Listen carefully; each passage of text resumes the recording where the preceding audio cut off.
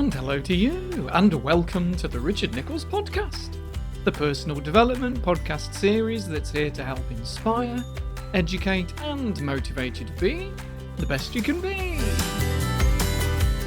I'm psychotherapist Richard Nichols, and today you'll learn a little bit about parenting. And if you're ready, we'll start the show. Good day, people. How are you all doing? Have you got your Christmas decks up yet? Don't blame you if you have. Don't blame you if you haven't. You do you. I was chatting to my son last week. He's away at uni in a young ones type house with a lovely group of folk. And they've had their decorations up since probably mid-November. And I did question the need to put them up so soon. And he said, well, we're all going back to our parents for Christmas and New Year, so if we didn't get festive here now, we wouldn't at all. And I thought, oh yeah, of course. So then driving around my town, seeing so many people with their lights on outside of the house, even though it was still only November, I was able to push away any judgment about it, because you never really know the reasons why people want to do the things the way they do. We don't know other people's stories, do we? And whose opinion is that really anyway? Is it yours? Is it your parents'? As with so many things in life, often what we think of as our own ideas and opinions, they're nothing more than hand-me-downs from our parents anyway. That's just what we do as children. We absorb and respond to everything that we experience. It's no surprise that a huge majority of people that come to therapy have issues relating to their childhood, and in particular the way that they were treated by their parents, who, in some cases, genuinely thought that they were doing the right thing.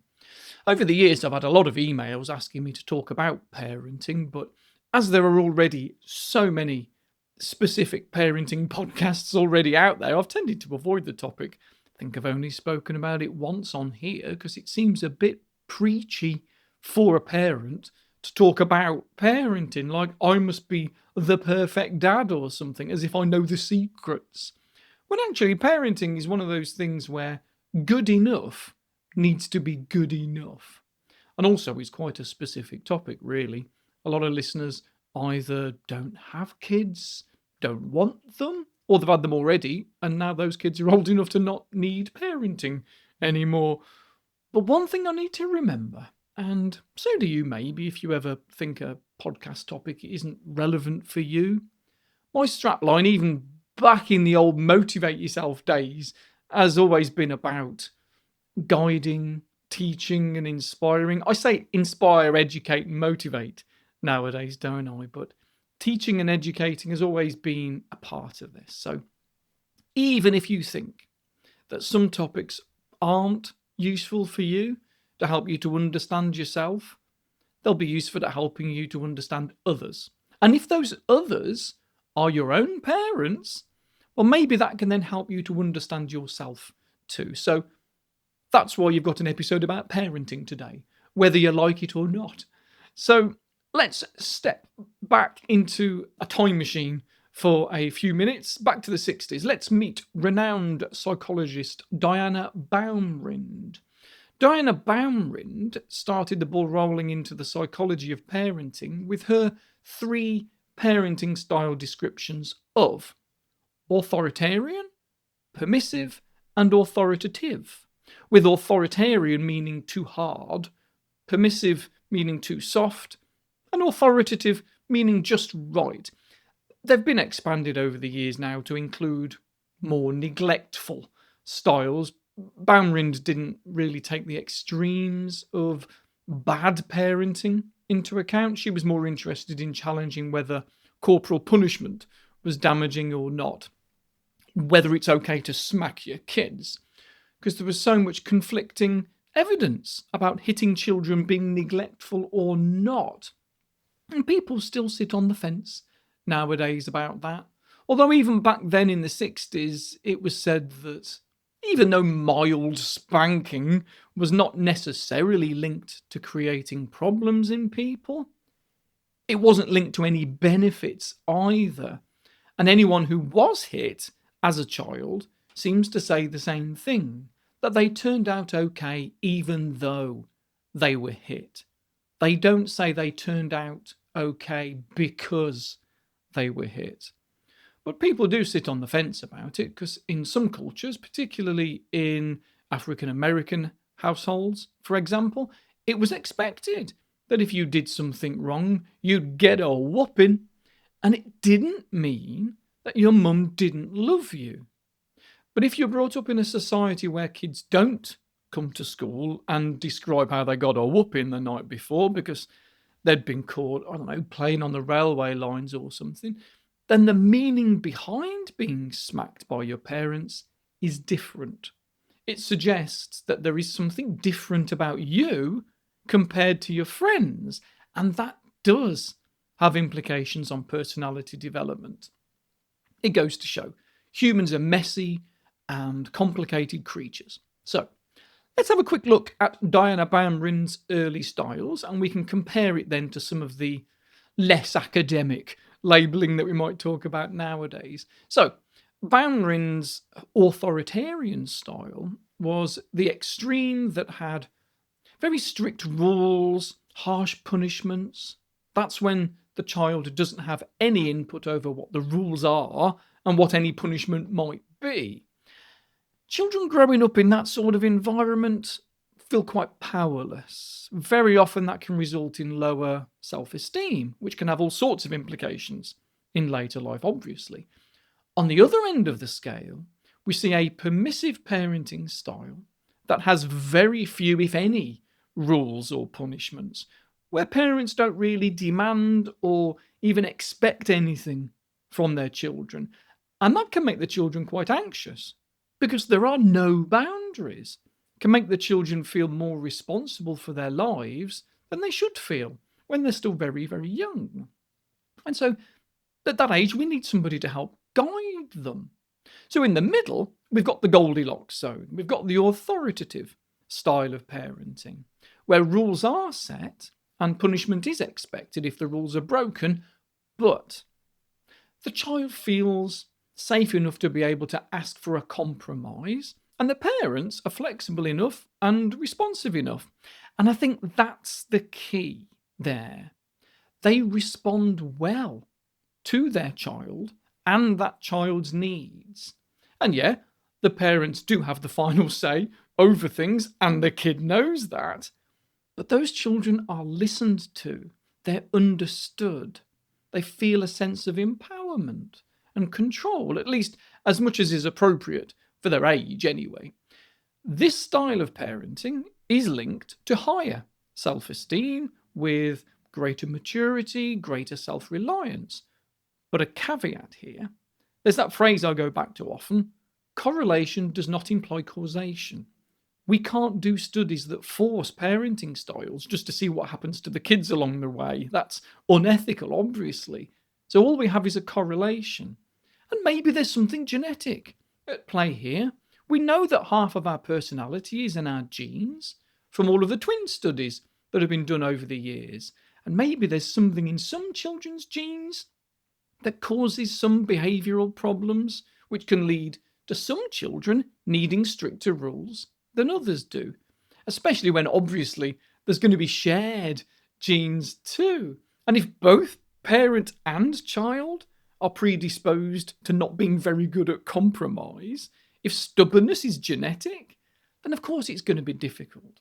So these were the early styles, and neglectful was eventually added, but I think not until the 1980s, rather bizarrely. Probably because neglect was not really thought of as a style of parenting. It was more a style of not being parented at all. And these have been expanded upon massively over the years. We now hear about child-centered parenting, nurturant parenting, over-parenting, allo-parenting. And then we've got these weird names that feel like they should be in a nature documentary. We've got dolphin parenting, tiger parenting, and then helicopter and bulldozer parenting. And from a parent's perspective, I think these two are the most interesting to look at in a 15-minute podcast episode, which I'm sure is going to probably end up being more like 20 this time. So helicopter parenting really means overparenting, having too much control over the children's lives, and bulldozer parenting is similar but much worse. So by helicopter parenting, it's meant to suggest that the parent is constantly hovering overhead, on the lookout for what's not being done right. So a helicopter parent would know when their kid's homework was due in, and they'd be there to remind them that they hadn't done it yet. They'd notice if their kids had not got their PE kit ready on the right day, and they don't let them take responsibility for things themselves. And I know some of you might have just winced a little bit because you might have seen yourself in there somewhat. I get it, but it's not helpful. And I know it's tempting as a parent to try and take charge of everything, but it very often backfires.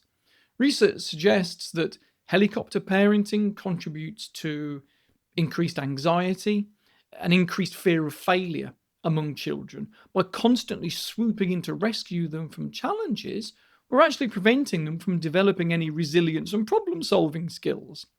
And bulldozer parenting is even worse.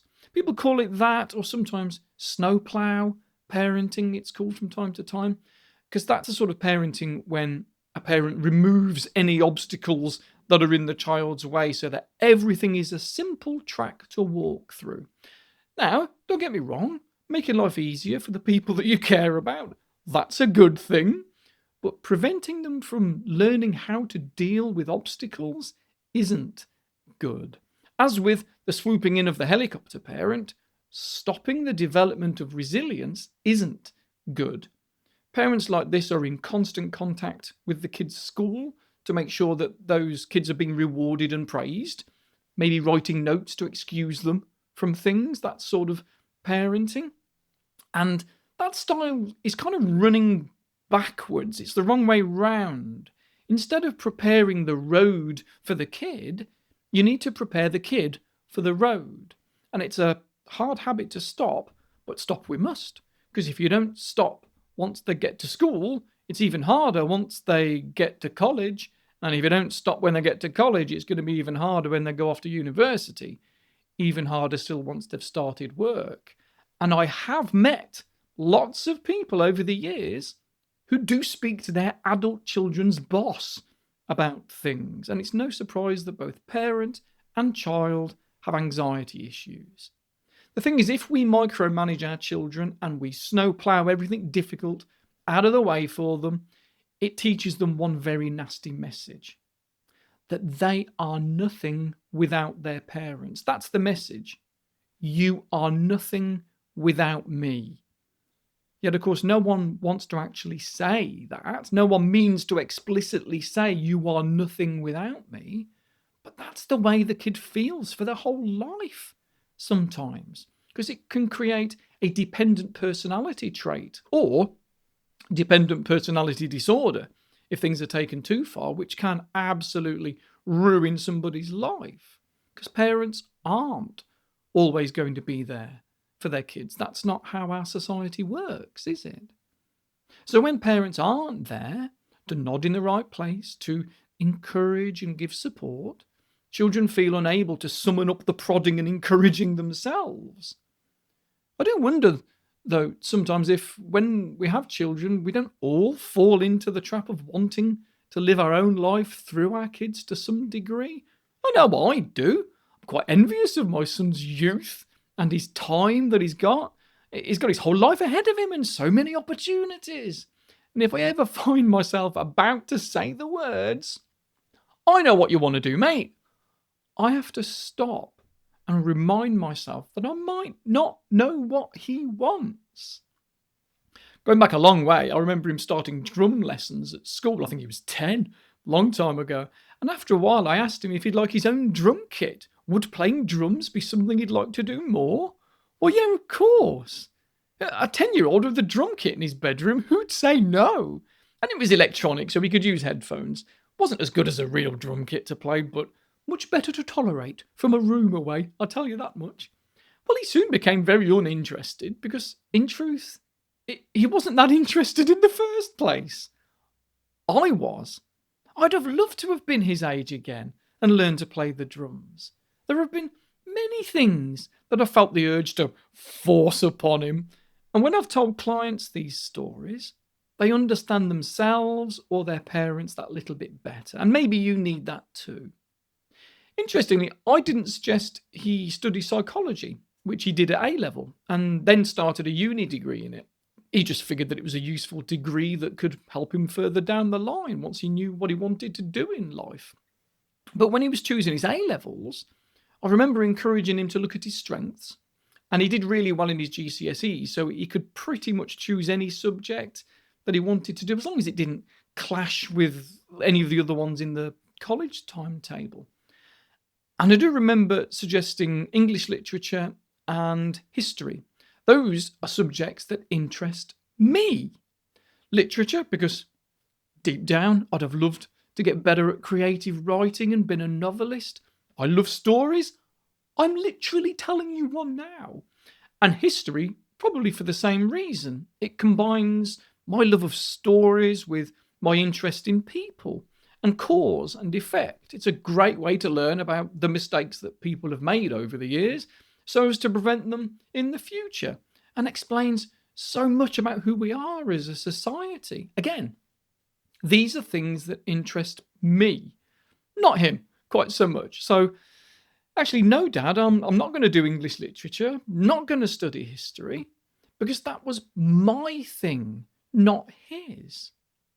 Back in 2020, when we all locked down, I suggested he take advantage of some of his free time. I found him a graphic design course because he was interested in art as a hobby, just not that interested in graphic design, it seemed, and I felt a bit let down. Oh well, let's find him something else. Found him an online course about sign language. Would he like to do that? No, not at all. Why would he? He was 15, and at the time he got no interest in childcare, deaf kids or not. He just wasn't interested. But I was when I was young. I wanted to play the drums when I was a kid. I wanted to be an author. I wanted to learn sign language. And now he's wasting his time by not living my life for me. No, he's living his own life and he's doing the things that he's interested in. It's going to mean that the things that he practices get learned. That's how we develop skills. We repeat things that we enjoy. That's the difference between what we call intrinsic motivation and extrinsic motivation. Intrinsic meaning your inner desires drive you forward, and extrinsic is when outside forces are the motivating factor. And we all know what it's like to be pushed into something, and at any age, people are far more likely to succeed at something if it's because they want to do it rather than if you want them to do it. So, fan the flames of their existing passions. Don't try and light a new fire under them if there's no fuel in the first place. Interestingly, a year into my son studying psychology at uni, he found he wasn't as interested in it as he thought, and he switched courses. And he's now in his final year studying creative writing and history. And he's loving it because he chose to do it. Maybe I did give him the fuel, but he needed to light it when he was good and ready. I'll end on something here that I found quite interesting, both as a parent and as a therapist, because they do have something in common I've noticed over the years. Both parents and therapists have the same goal, which is to put ourselves out of a job. Now, like I say, parenting is a huge topic and very specific. But if today has stirred something for you, if you're interested in more, then there are plenty of parenting podcasts around to listen to. Soak them up. But you might find that a lot of parenting is about psychology, especially attachment theory, obviously, which hopefully you're pretty clued up about by now, because I do go on about attachment theory quite a lot in these episodes, especially if you're a patron of mine on Patreon.